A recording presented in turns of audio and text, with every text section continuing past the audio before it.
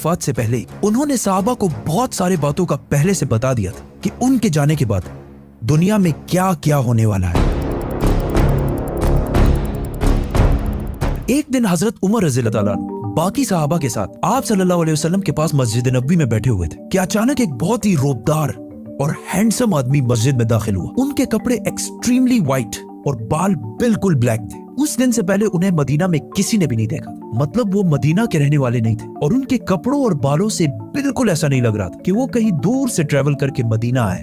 मस्जिद में बैठे सारे सहाबा इस शख्स को गौर से देख रहे थे। वो आदमी सीधा मस्जिद नबी के अंदर आया और आके रसूलुल्लाह सल्लल्लाहु अलैहि वसल्लम के बिल्कुल सामने बैठ गया और कहा, ए मोहम्मद, मुझे इस्लाम के बारे में बताएं। इस आदमी के जाने के बाद आप सल्लल्लाहु अलैहि वसल्लम ने सहाबा से पूछा कि क्या तुमने इस शख्स को पहचाना? ये जिब्रील अलैहिस्सलाम थे और तुम्हें तुम्हारा दीन सिखाने के लिए आए थे। आप सल्लल्लाहु अलैहि वसल्लम ने जिब्रील को इस्लाम के बारे में बताया कि अल्लाह के सिवा किसी को खुदा ना मानना, मोहम्मद को अल्लाह का रसूल मानना, नमाज, रोजा, ज़कात और हज अदा करना। जिस पर जिब्रील अलैहिस्सलाम ने कहा कि आपने बिल्कुल सच फरमाया। फिर जिब्रील अलैहिस्सलाम ने आप सल्लल्लाहु अलैहि वसल्लम से ईमान के बारे में पूछा। आप सल्लल्लाहु अलैहि वसल्लम ने फरमाया कि अल्लाह को मानना, उसके एंजल्स, फरिश्तों को मानना, उसकी किताबों को मानना, उसके पैगंबरों को मानना, आखिरत को मानना और तकदीर को मानना। जिस पर जिब्रील अलैहिस्सलाम ने फिर कहा कि आपने बिल्कुल सच फरमाया। जिब्रील अलैहिस्सलाम ने आप सल्लल्लाहु अलैहि वसल्लम से एहसान के बारे में भी पूछा और फिर जिब्रील अलैहिस्सलाम ने आप सल्लल्लाहु अलैहि वसल्लम से पूछा कि क़यामत, द डे ऑफ जजमेंट, कब आएगी? जिस पर आप सल्लल्लाहु अलैहि वसल्लम ने कहा कि जितना आपको पता है सिर्फ उतना ही मुझे पता है, मतलब क़यामत के दिन का अल्लाह के सिवा किसी को भी नहीं पता। जिब्रील अलैहिस्सलाम ने यह सुनने के बाद फरमाया कि मुझे उस दिन के बारे में कुछ निशानियां बताएं।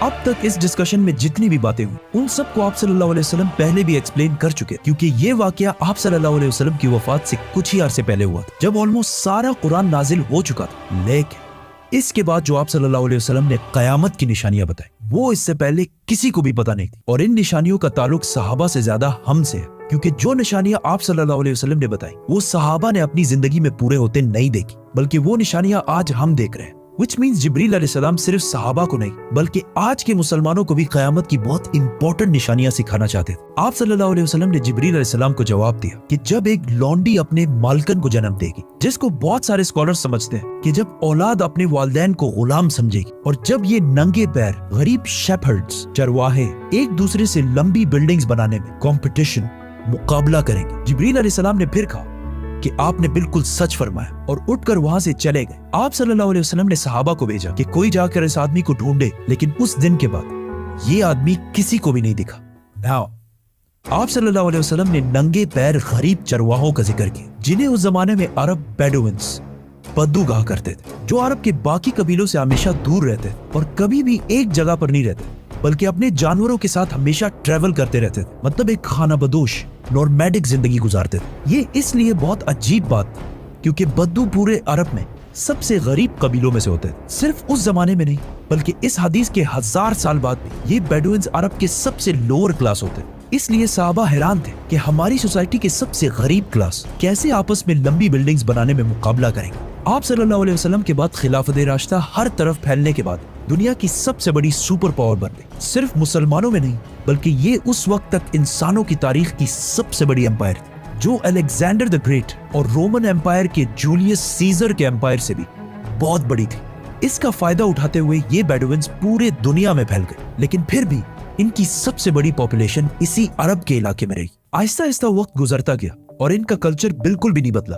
ये बेडुइन्स उसी तरह अपनी जिंदगी गुजारते रहे। आखिर 1000 साल बाद उस्मानिया खिलाफत के आखिरी जमाने में दुनिया पुराने तरीकों से एक नई इंडस्ट्रियल एज की तरफ बढ़ने लगी, तो आखिर उस्मानी खलीफा सुल्तान अब्दुल हमीद ने मुसलमानों को भी मॉडर्न दुनिया की तरफ लाने के लिए बहुत स्ट्रॉन्ग रिफॉर्म्स की और पूरी एम्पायर में बहुत सारे प्रोजेक्ट शुरू किए, जिसमें इस्तांबुल से मदीना तक एक ट्रेन भी बनाई गई। लेकिन इस ट्रेन के रास्ते में हमेशा एक बहुत बड़ी रुकावट थी, यही बेडुइन्स, क्योंकि इन्हीं बेडुइन्स ने इससे बहुत साल पहले 1757 में 20,000 हाजियों को शहीद भी किया था, जिसके बाद उस्मानिया सल्तनत इनके कल्चर को चेंज करने लगी और इन्हें खानाबदोश नॉर्मैडिक जिंदगी से एक परमानेंट इलाके में सेटल करने की कोशिश की। लेकिन बेडुइन कबीले उस्मानिया सल्तनत के इन रिफॉर्म्स से बिल्कुल भी खुश नहीं थे और आखिर सऊदी अरब के पहले बादशाह इब्ने सऊद ने बेडुइन्स को यूनाइट करके ऑटोमन एम्पायर के खिलाफ एक फौज बनाई और फिर ब्रिटिश की मदद से इस पूरे इलाके को फतह कर लिया, जिसे आज हम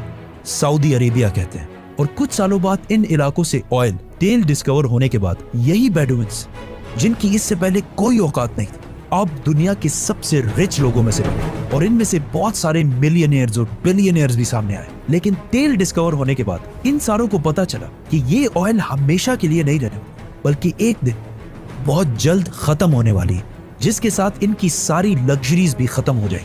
تو سب سے پہلے دبئی کے بادشاہ شیخ محمد بن راشد جو ایک بیڈوین بدو قبیلے سے ہیں جنہوں نے ایک بار خلیج ٹائم کے انٹرویو میں خود یہ کہا ہے کہ انہیں بیڈوین قبیلے سے ہونے پر فخر ہے. انہوں نے دبئی کو آئل سے نکال کر ٹورزم اور بزنس کی طرف لایا اور بہت تیزی سے کچھ ہی سالوں میں دبئی دنیا کی بیسٹ سٹیز میں سے بن گئی. اور پھر کچھ سالوں بعد دنیا کی سب سے لمبی بلڈنگ برج الخلیفہ بھی دبئی میں بنائی گئی. یہ اب تک انسانوں کی بنائی ہوئی سب سے بڑی بلڈنگ تھی. اس سے پہلے ایک زمانے میں آج سے 4500 سال پہلے ایجپٹ میں فرعونوں کے بنائے ہوئے pyramids specifically the pyramid of Giza انسانوں کی بنائی ہوئی سب سے بڑی بلڈنگ اور دنیا کی سب سے بڑی بلڈنگ ہونے کا یہ ٹائٹل اس پیرامڈ کے پاس 3800 سال تک رہا.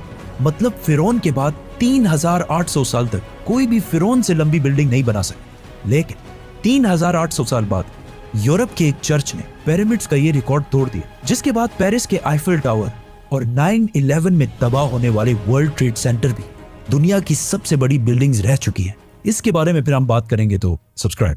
دبئی کے اس عظیم کامیابی کو دیکھ کر سعودی نے بھی اسے کاپی کرنا شروع کیا اور مکہ میں کعبہ کے بالکل سامنے دنیا کی چوتھی سب سے بڑی بلڈنگ بنائی اور کچھ ہی سال بعد دنیا کی سب سے بڑی بلڈنگ کا اعلان کرتی کنگڈم ٹاور یا جدہ ٹاور جو دبئی کے برج خلیفہ سے بھی بڑی ہوگی اور اس طرح سعودی UAE سے آگے نکل جائے گا. اس سارے پروجیکٹ کو ہیڈ کرنے والے کا نام الولید بن طلال ہے جو کچھ سال پہلے دنیا کے سب سے امیر عرب جن کے قبیلے کا تعلق اگین ایک بیڈوین قبیلے سے جس کے بعد دبئی نے سعودی سے دوبارہ آگے نکلنے کے لیے دبئی میں ایک نئی دنیا کی سب سے بڑی بلڈنگ بنانے کا اعلان کیا جو ان دونوں برج خلیفہ اور جدہ ٹاور سے بھی بڑی ہوگی.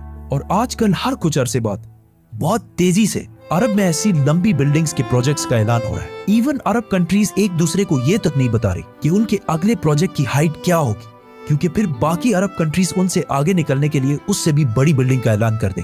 اور اس طرح لمبی بلڈنگز بنانے کا ایک بہت سخت کمپٹیشن ان سارے عرب ممالک میں سٹارٹ ہو چکا ہے جن میں آلموسٹ سارے پروجیکٹس کے پیچھے ایسے لوگ ہیں جن کا کوئی نہ کوئی تعلق انہی بیڈوین قبیلوں سے. اور آج یہ جو کچھ بھی ہو رہا ہے اس سب کا رسول اللہ صلی اللہ علیہ وسلم نے آج سے 1400 سال پہلے ہی جبریل علیہ السلام اور صحابہ کو بتا دیا تھا کہ ایک دن یہ بیڈوینز جو آج ننگے پیر